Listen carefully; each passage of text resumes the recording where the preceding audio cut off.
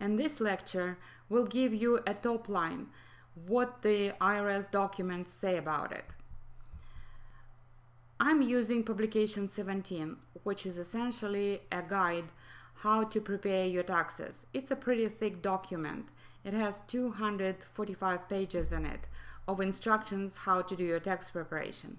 I'm not going to bore you with all the glorious details it has on tax withholding and other subjects.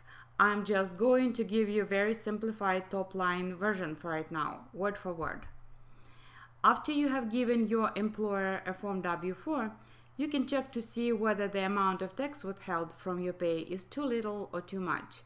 If too much or too little tax is being withheld, you should give your employer a new Form W-4 to change your withholding. You should try to have your withholding match your actual tax liability.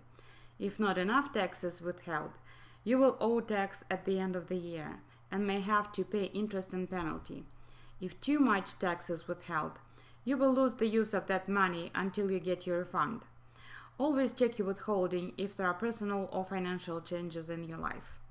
Generally, you can submit a new Form W-4 whenever you wish to change the number of your withholding allowances for any other reason.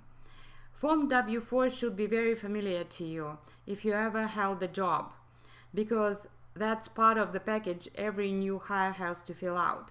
That's a document that determines how much money is being withheld from your paycheck.